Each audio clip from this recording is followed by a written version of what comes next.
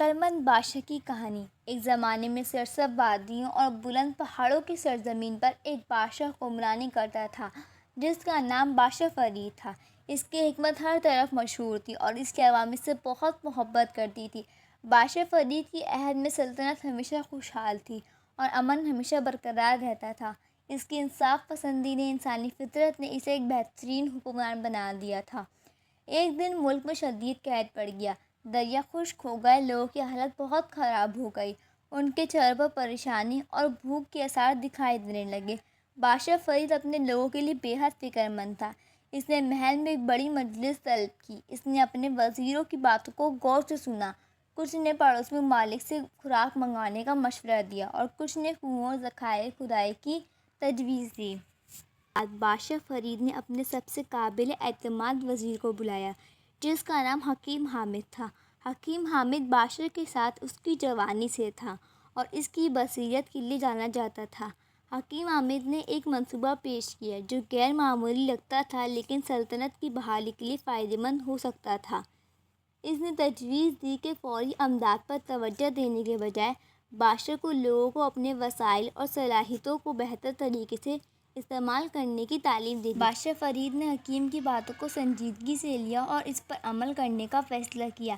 اس نے اپنے وزیروں کو ہدایت دی کہ لوگوں کے لیے ورکشاپس اور تربیتی سینٹر کا اہتمام کریں۔ ماہر کسانوں کو مدعو کیا گیا تاکہ وہ پانی بچانے کی تکنیکوں اور مٹی کے انتظام کے بارے میں آگاہ کریں۔ بادشاہ خود عوام سے خطاب کیا، انہیں حوصلہ دیا اور مشکل وقت میں خود اعتمادی اور اتحاد کی اہمیت پر زور دیا۔ ورکشاپس کے دوران ملک کے لوگوں کے لیے مثبت تبدیلیاں نظر آنے لگیں۔ پہلے بنجر کھیتوں میں دوبارہ زندگی کی علامات ظاہر ہونے لگیں اور پانی کے ذخیرے کی نئی تکنیکیں متعارف کرائیں گئیں۔ کمیونٹی نے مل کر کام کیا، وسائل اور علم کو آپس میں شیئر کیا۔ بادشاہ فرید کے دور اندیشی نے فوری حل کے بجائے طویل مدتی حل پر توجہ دی اور یہ سب رنگ لانے لگے۔ قحط آہستہ آہستہ ختم ہوا اور سلطنت خوشحالی بحال ہو گئی۔ اس دور میں بادشاہ فرید کی شفقت اور قیادت نے روشن کیا۔ اس نے ورکشاپس کا دورہ کیا اور لوگوں کی محنت اور لگن کو دیکھ کر تعریف کا اظہار کیا اور بادشاہ نے یہ بھی یقینی بنایا کہ کوئی بھی پیچھے نہ رہے۔ ان کی کوششوں نے نہ صرف سلطنت کو وسائل کیا بلکہ عوام کے درمیان رابطہ کو بھی محفوظ کیا۔ ایک دن بادشاہ فرید بیٹھے اپنی سلطنت کے سفر پر غور کر رہے تھے، انہیں ایک پڑوسی حکمران کا خط موصول ہوا۔ خط میں بادشاہ فرید کی حکمت کی تعریف بیان کی گئی تھی۔ پڑوسی حکمران نے بادشاہ فرید کے تجربات سے سیکھنے کی خواہش ظاہر کی تاکہ اپنی سرزمین کو بہتر بنا سکے۔ بادشاہ نے اس موقع کو خوشامدید کہا بلکہ یہ جانتے ہوئے کہ علم کا تبادلہ اور تعاون نہ صرف اس کی سلطنت کے لیے بلکہ ارد گرد کی سلطنتوں کے لیے بھی فائدہ مند ہوگا۔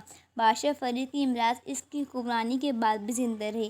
اس نے جو اصول قائم کیے تھے، خود اعتمادی، کمیونٹی کا تعاون اور دانا قیادت، وہ سلطنت کی بحال کا حصہ بن گئی۔ یہ تھی دانا بادشاہ کی کہانی جس نے مشکل وقت کا سامنا کیا اور مشکلات کو موقع میں بدل دیا، جو نسلوں تک منتقل رہیں۔ یہ ثابت رہی کہ سچی حکومت اور اتحاد